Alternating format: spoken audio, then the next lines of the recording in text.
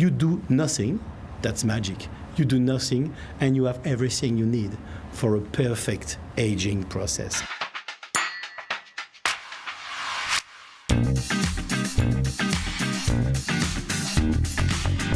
I'm in Chicago on a very warm day, and I'm here to talk about champagne, which is going to be really fantastic. And I am here with Rémi Vervier of Champagne-Palmer. There we go. Absolutely. I'm so happy. Thank you. I appreciate that you coached me through that. Thank you for being here today, and thank you for inviting me down to Chicago. I'm so happy to be here with you, Ray, at Chicago in this very warm day. So it will be nice to have a glass of champagne. It will be lovely. Are you from Champagne itself, or are you from a different part of France? Originally speaking, I am a Burgundy guy. I was born in Burgundy, and my family has a vineyard in Burgundy, in the south of Burgundy, in Puy-de-Fussy appellation. And I moved to Champagne 15 years ago, something like that, yeah? 2010, 15 years, for running this nice company, Champagne-Palmer, in 2010. And now I'm a champagne guy. Were you involved with wine in Burgundy when you were? Yes. Previously, I was working for Louis Latour in Burgundy. I have worked for Louis Latour for 11 years or something, just before coming into Champagne. So I've always been in the wine industry. I was born in the vineyard, and that's natural for me. There was never an option to do anything else, was there? Absolutely. No option for me. I do some studies like a food industry engineer, but it was not for me at the end. I come back to the vineyard and the wine industry because it's really me. But when you made that transition to go from Burgundy to Champagne, a big decision, I imagine. A big and not so big, because Champagne is not so far from Burgundy, and I have already touched the Champagne world during my studies. My last training period as engineer was in Moom, and so I have discovered the Champagne area at that moment, and especially the art of blending. I was fascinated by the idea that the people can do things. After a moment, when the nature has done its job, you can do things with people to increase the level of quality, and so that's the art of blending. I was fascinated by that, and that's one of the reasons I joined Champagne-Palmer in 2010. Let's talk about the grapes you are harvesting. Many people are aware of them, but let's just walk through them so people understand the actual grapes you're working with for Champagne. So in Champagne, you have mainly three main grapes variety: the Chardonnay, the Pinot Noir, and the Meunier. These three grape varieties are planted in different regions depending on the terroir, and terroir meaning soil plus exposure. When you are on the east of the coast, of the Montagne de Reims, for example, for the Côte des Blancs, you plant Chardonnay, looking to the east. When you are in the north side of the mountain, you plant Meunier or Pinot Noir because of the risk of the frost. Meunier is more resistant, for example. So you have this map of Champagne where you have the grape variety where they are located depending on the terroir, but that's the three main grape variety you find in Champagne. Now, when you're blending, is this a solo operation, or you're working with other people's opinions? It's a big operation, the blending moment. Just after the vinification, we have something like, at Palmer, 200 vats, maybe. Each vat is one cru, one village, and one grape variety. Sometimes we have 10 vats for one village and a grape variety, and after that it's more precise, is the place in the vineyard for one village. So it's very precise. I said we because we are 5 oenologists at Champagne-Palmer. I am one of the 5, in the team. We test all the vats and we evaluate them, we rate them, and following that, the chef de cave, Xavier, our chef de cave, will for each blend will propose, I would say at the right beginning, 5 ways for the brut non-vintage, La Réserve, for example. 5 first ways. And all the team we will judge is if one in the 5 seems to be correct after the tasting. If it's not the fact, he repeat and try different angle. And if it's the fact, okay, now we have a route for La Réserve, and we will do a lot of testing to achieving the perfect blend, and at each time the chef de cave will change maybe 3% of that vat, 5% of that vat, and again and again, until we, at the end, all the five say, okay, my God, that glass is fantastic. It's absolutely what we want to have, what we have on her mind for the blend of La Réserve, and it's done. Sometimes it takes 5 to 10 tastings, and sometimes it takes 10 to 20 tastings for achieving this blend. The thing that fascinates me about being a winemaker is, unlike any other job out there, I don't know if I call winemaker being a job, a passion, you live in the present, you live in the past, and you live in the future simultaneously, because you have a lot on your shoulders from the past, and you're also looking at previous vintages. That's going to make you a little bit weary from time to time, or maybe that's simply that education that gets built into you. How do you feel about that?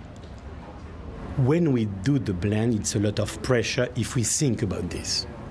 If we don't think, we do our job. It's our job, that's it. But if we think about what we are doing for the future and the result for maybe 10 years when we are working on the vintage, it's wow, my gosh. It's a lot of stress, but avoid that. Do your job. We are professional. We are 5.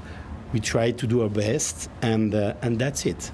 And regarding our knowledge, it's when we have a new oenologist coming into the team, he will stay 1 year at the table doing exactly the same job than us, but we will not take in consideration his note.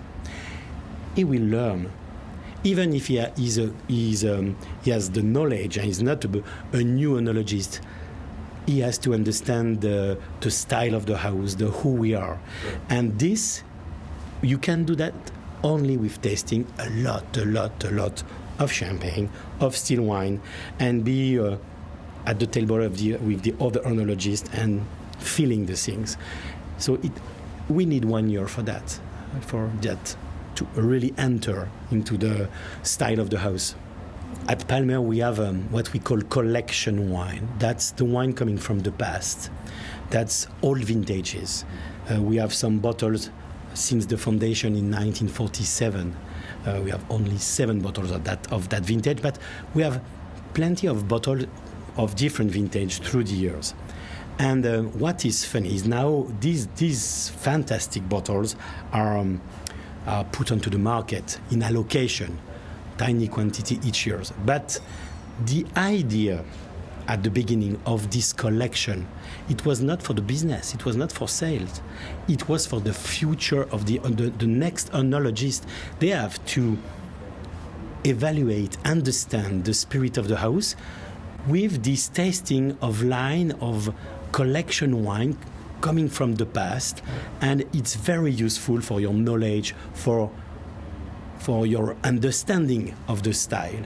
That's why we do this kind of tasting with the team. We do the tasting of all the vintage every 2 years to have on her mind what was Palmer 20, 30, 40, 50 years ago. And when we will work on the current blend, we will have this here in her head. That's it. That's good. Oddly enough, the one thing we haven't talked about is champagne-palmer, and I need to know a little bit more about you. And everything began basically in 1947 under that name. But tell me about champagne-palmer. So champagne-palmer is located in Reims, in the center of Reims. We have a nice cellar at 18 meters depth in the chalk of Reims.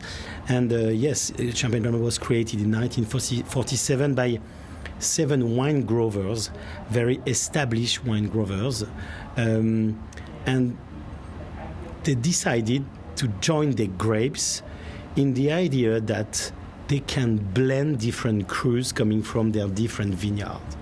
That's the idea of the creation of Palmer is really the art of blending and achieving something higher in terms of quality thanks to this blend of different crus. That's the reason why they created this company in 1947.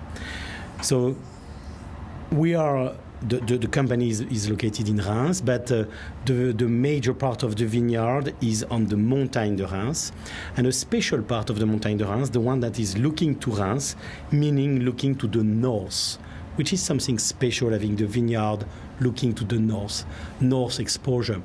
And the north of the Montagne de Reims, the Premier Cru and the Grand Cru, where you find Pinot Noir and Meunier, the Premier Cru of Rilly, Chigny-les-Roses, and Rilly and Lude, and the Grand Cru of Mailly Verzenay, for example.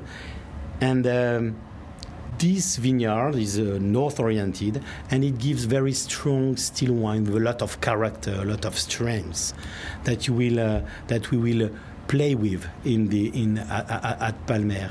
We have also vineyard on the east coast of this Montagne de Reims, east coast, Chardonnay here, and it's very specific to have the two Premier Cru villages like Trépaille and Villers-Marmerie.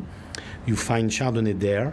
It's an island of Chardonnay in this ocean of Pinot Noir you find in the Montagne de Reims, but very specific Chardonnay that we use at Palmer, and we love these Chardonnays. We are also present a little bit in the south, in the Côte de Sézanne, again east orientation, so Chardonnay spot, and also in the south, in the region of l'Hérissé. We are very close to Burgundy here. It's the temple of Pinot Noir, very fruity Pinot Noir that we like also there, and that we use also for the rosé. We will speak about this after that. So Champagne is this map of 45 different villages, mainly the Montagne de Reims, mainly the Premier and Grand Cru of the Montagne de Reims. That's the who we are today. Right. Another thing is that Champagne is the wine for all celebration, for partying, for enjoying. So that's a strong reason for being the king of wines. And for me, another reason is more technique, is more the fact that I really think that the Champagne is the more versatile wine that I know. Meaning that you can have a glass of champagne in the morning, as you said, or with a lot of food. You can try a lot of pairing, and it's quite impossible to make a mistake. It's very versatile.